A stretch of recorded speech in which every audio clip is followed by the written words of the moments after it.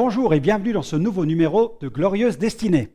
Quelle joie, n'est-ce pas, de marquer une pause en mettant du temps à part pour Dieu, autour de la Bible, la parole de Dieu. J'ai cette assurance que Dieu va vous bénir au travers du ministère de sa parole. Aujourd'hui, j'aimerais vous parler d'un sujet que j'ai intitulé « Le défi de la prière incessante ». L'intercession est un domaine crucial dans la vie du disciple de Jésus. Et nous allons voir que Dieu désire que nous maximisions ce domaine de notre vie spirituelle. Il voudrait que nous vivions la vie de prière sans interruption. Paul parle d'une vie de prière incessante. En fait, la prière doit devenir un véritable style de vie. Dieu désire que nous soyons connectés avec lui 24 heures sur 24. Cela ne signifie pas que nous devions chercher un temple et y demeurer en permanence, car notre société moderne a besoin de disciples de Jésus vraiment présents dans la cité. Dieu soit béni pour les réunions de prière dans les églises locales, dans les maisons, les rencontres de jeunes, etc. Mais sommes-nous animés d'un esprit de prière? Et quels sont les freins à une véritable action de prière permanente? Nous allons essayer d'identifier quelques freins et prendre la décision de relever le défi de la prière incessante. Mais avant toute chose, remettons ces moments entre les mains du Seigneur. Seigneur, nous te louons pour ces moments mis à part et pour ce temps que tu désires béni sous ton saint regard. Il y a véritablement de la joie à nous tourner vers toi. Ta parole nous dit que celui qui se tourne vers toi, il est rayonnant de joie et son visage ne se couvre pas de honte. Alors il y a de la joie à nous approcher de toi et à tourner notre regard vers ta parole, la loi parfaite. Seigneur, illumine notre cœur au moyen de ta parole, afin que nous comprenions quelle est ta pensée, quelle est ta volonté, pour que notre vie de prière soit véritablement maximisée. Sois loué, Père, pour l'action du Saint-Esprit, au nom de Jésus. Amen. Amen. Gloire au Seigneur. Le défi de la prière incessante. Quel magnifique défi! Je suis sûr que ce sujet va vous intéresser. Mais avant d'entrer dans le vif du sujet d'aujourd'hui, je vous propose d'élever votre âme, de célébrer le Seigneur en écoutant Stéphane Kerry qui interprète ce chant « Entends ma prière ». Entends ma prière. On l'écoute.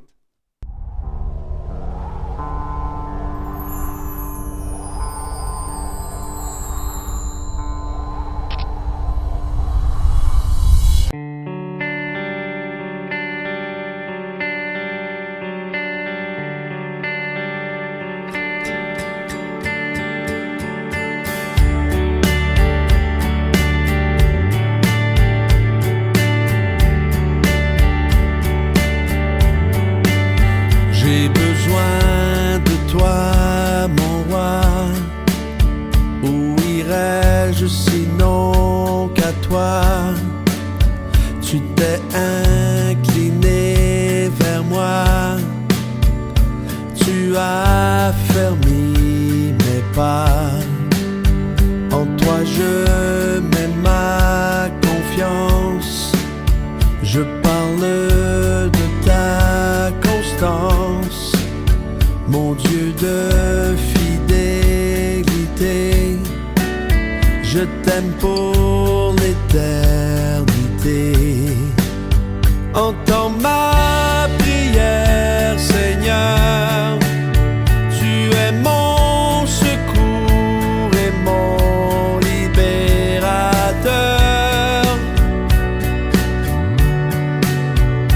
Ne tarde pas.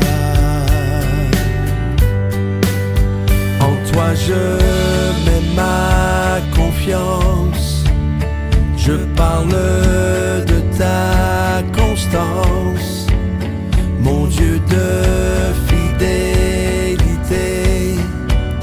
Je t'aime pour l'éternité. Entends ma prière, Seigneur. Tu es mon secours et mon libérateur.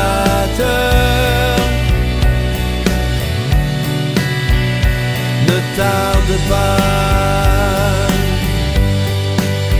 Entends ma prière, Seigneur.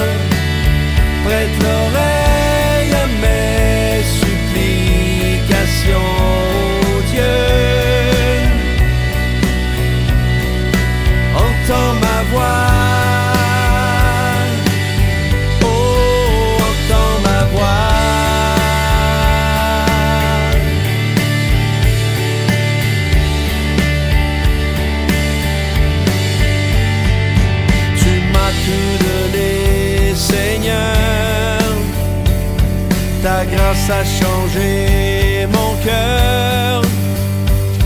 En toi je me réfugie. Tu as transformé ma vie. Entends ma prière, Seigneur.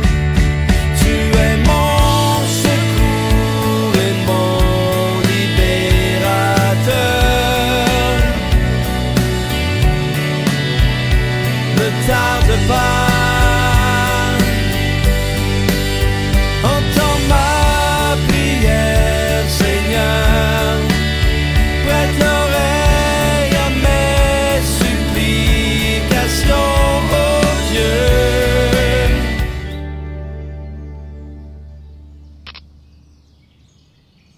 Merci à Stéphane pour ce merveilleux chant qui nous conduit plus près du cœur de Dieu. Parlons de Charles Finney. Charles Finney a déclaré ceci en évoquant la prière. Il dit « La réunion de prière est l'indice et le thermomètre exact de la piété dans une église. On peut s'attendre à un réveil quand les chrétiens sont poussés à le demander dans leur prière. » Et puis Paul a exhorté les chrétiens de Thessalonique à prier de façon incessante. Dans 1 Thessaloniciens, chapitre 5, verset 17, il dit ceci, « Priez sans cesse. » Priez sans cesse. Dans le livre des Actes des Apôtres, l'Église primitive est une Église qui prie. Regardons ce qui est écrit dans Actes 2, verset 42, jusqu'au verset 47. Il est écrit ceci au sujet des apôtres et des premiers chrétiens. Ils persévéraient dans l'enseignement des apôtres, dans la communion fraternelle, dans la fraction du pain et dans les prières. La crainte s'emparait de chacun et il se faisait beaucoup de prodiges et de miracles par les apôtres. Tous ceux qui croyaient étaient dans le même lieu et ils avaient tout en commun. Ils vendaient leurs propriétés et leurs biens, ils en partageaient le produit entre tous selon les besoins de chacun. Ils étaient chaque jour tous ensemble assidus au temple et ils rompaient le pain dans les maisons et prenaient leur nourriture avec joie et simplicité de cœur. Et le verset 47 nous dit ceci, « Louant Dieu, et trouvant grâce auprès de tout le peuple, et le Seigneur ajoutait chaque jour à l'Église ceux qui étaient sauvés. » Amen, amen. Le terme « persévérer » dans le texte original comporte les sens suivants, comme continuer, être attaché, ne pas quitter, c'est être complètement appliqué, être assidu. L'Église de Pentecôte est née dans une réunion de prière et elle s'est maintenue tout au long de l'histoire grâce à des mouvements de prière. Le plus souvent, la cause du sommeil de l'Église se trouve dans le manque de prière. La prière est comme le foyer qui réchauffe la maison. Spurgeon comparait la réunion de prière de son assemblée à une véritable chaudière. Le serviteur de Dieu Sybels, quant à lui, a déclaré ceci. « Quand nous allons vers Dieu dans la prière, le diable sait que nous allons chercher à nous fortifier pour lutter contre lui et par conséquent, il s'oppose à nous autant qu'il peut. Maintenant, allumons le brasier de la prière.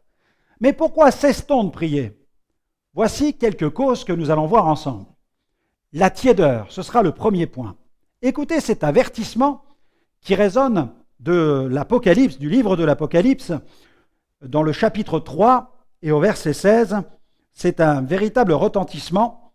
Dieu nous avertit, il dit ceci, « Ainsi parce que tu es tiède et que tu n'es ni froid ni bouillant, je te vomirai de ma bouche. » Le terme tiède a été traduit à partir du terme grec « chlialros ».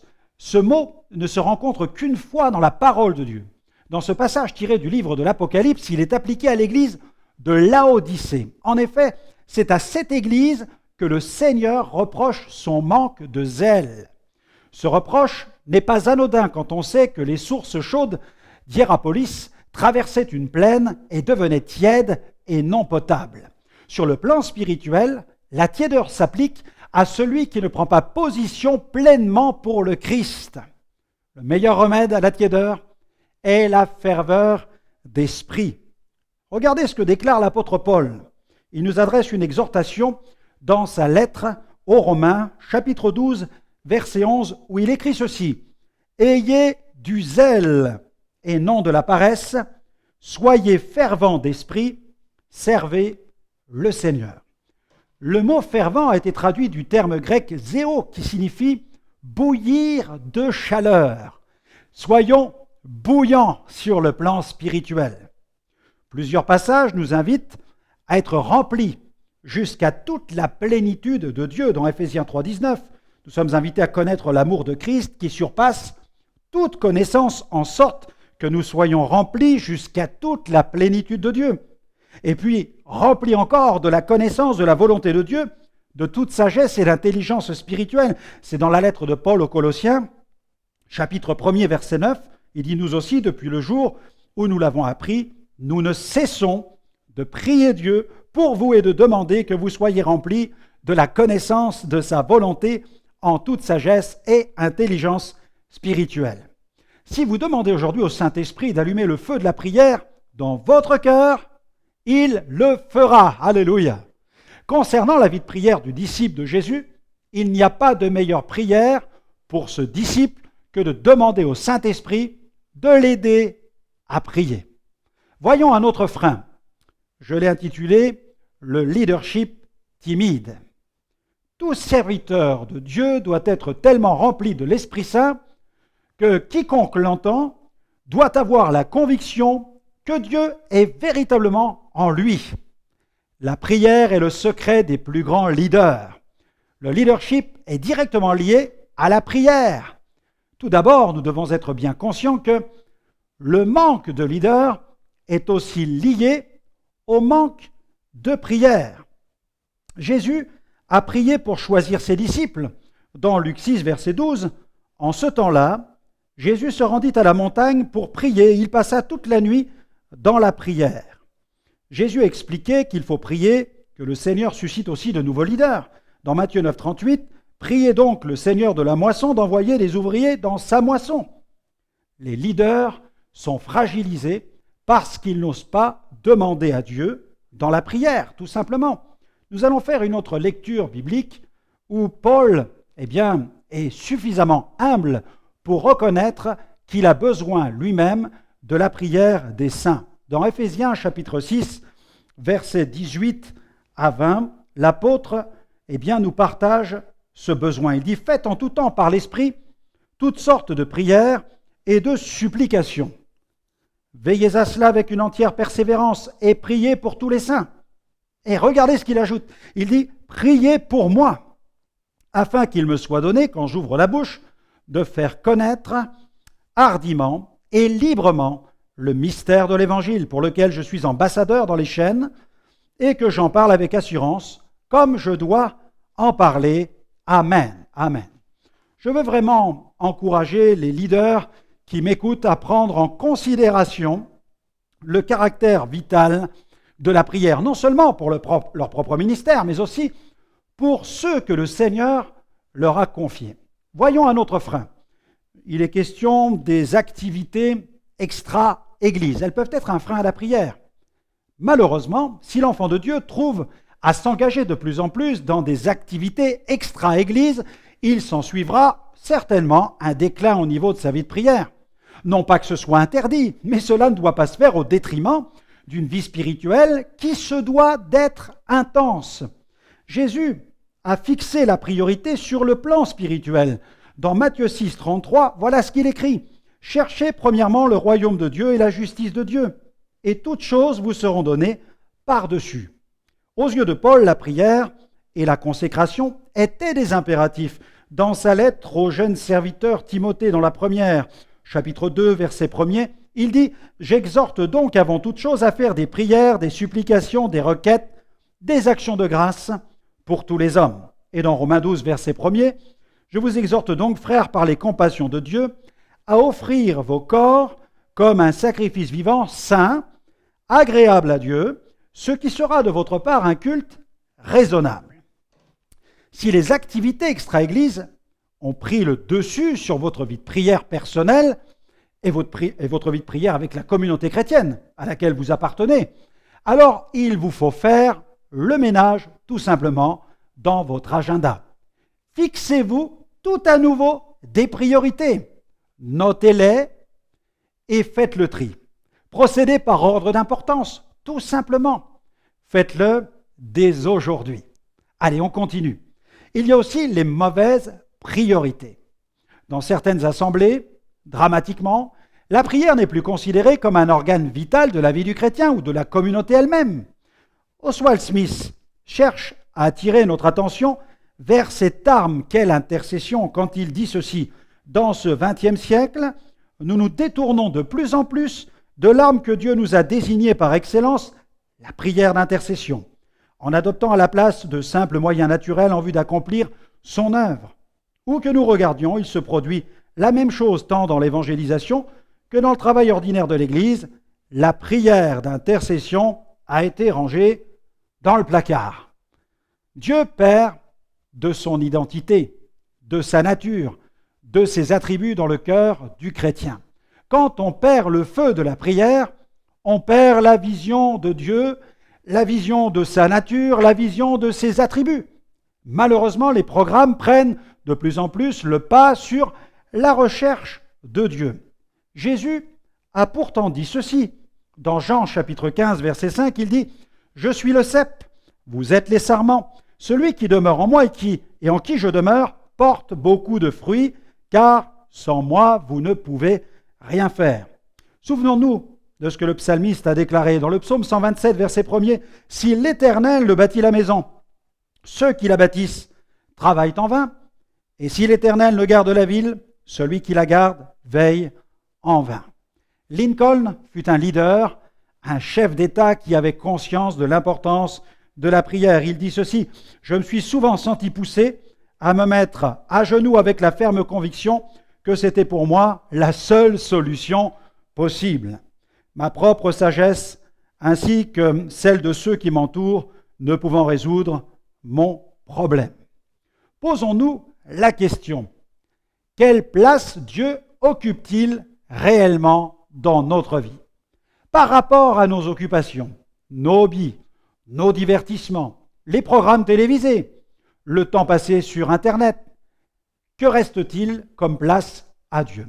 Regardez ce sondage paru dans le journal L'Express en mai 2014. Il nous informe de ceci. Cette année, les Français ont moins regardé la télévision par rapport à 2012 et 2013, soit 3h45 par jour et par personne. Mais cette baisse a une explication, la présence sur Internet. La France compte plus de 43 millions d'internautes qui passeraient de plus en plus de temps devant leur ordinateur. 1h50 en 1998 et 2h16 en 2010, d'après l'INSEE, soit une augmentation de 24% en 12 ans dans la durée moyenne que passent les utilisateurs devant leur écran. Visiblement, donc la télé et l'ordinateur occupent une place énorme dans notre vie quotidienne, surtout si vous cumulez la télé et le web. Et là, j'ai une autre statistique qui m'apprend que nous passons plus de 4 heures par jour sur Internet en 2015. Donc les statistiques explosent. Et quelle est la place que nous accordons à Dieu et à la lecture de sa parole? Je pose la question. Et attention, le surf sur des sites chrétiens, surfer sur des sites chrétiens, l'écoute d'enseignements bibliques sur le web ne peuvent remplacer notre connexion personnelle et intime avec le Seigneur et notre vie avec une communauté chrétienne. Ne nous trompons pas. Dieu nous veut dans un cœur à cœur avec lui au quotidien, dans la prière et au travers de la réunion vécue au sein d'une assemblée. Voyons un autre blocage. C'est le 5e, il s'agit du péché. Le péché. Nos fautes nous ferment le ciel. Elles nous ferment le ciel et seul un retour à Dieu dans la repentance pourra briser la chape de plomb de ce ciel d'airain. Le péché attriste toujours plus le Saint-Esprit et il place l'enfant de Dieu dans un état d'échec sur le plan spirituel. C'est avec raison que le prophète Ésaïe écrit ceci, dans Ésaïe chapitre 59, versets 1 à 2, « Non, la main de l'Éternel n'est pas trop courte pour sauver, ni son oreille trop dure pour entendre, mais ce sont vos crimes qui mettent une séparation entre vous et votre Dieu, ce sont vos péchés qui vous cachent sa face et l'empêchent de vous écouter. Réglons une bonne fois pour toutes l'affaire du péché dans notre vie et répondons à cet appel solennel qui résonne dans le livre des Chroniques. Je pense à ce passage que nous pouvons lire dans le deuxième livre des Chroniques, 2 Chroniques, chapitre 7, verset 13, un appel à une prise de conscience où Dieu déclare ceci, 2 Chroniques 7, 13, 14, « Quand je fermerai le ciel et qu'il n'y aura point de pluie, quand j'ordonnerai aux sauterelles de consumer le pays, quand j'enverrai la peste parmi mon peuple, si mon peuple, sur qui est invoqué mon nom, s'humilie, prie et cherche ma face, s'il se détourne de ses mauvaises voies, je l'exaucerai des cieux, je lui pardonnerai son péché et je guérirai son pays. » Gloire à Dieu. Le remède au péché se trouve dans la repentance, dans la confession et l'abandon radical des péchés. La Bible nous dit que celui qui s'approche de Dieu, il doit s'éloigner de l'iniquité. C'est le seul chemin pour obtenir la faveur de Dieu sur sa vie et assister à l'exaucement de ses prières. Il y a aussi un autre frein, c'est la méconnaissance des bienfaits de la prière. Le manque de pratique, de discipline au niveau de la prière rend le chrétien pauvre et ignorant des bénédictions qui découlent de cette discipline spirituelle.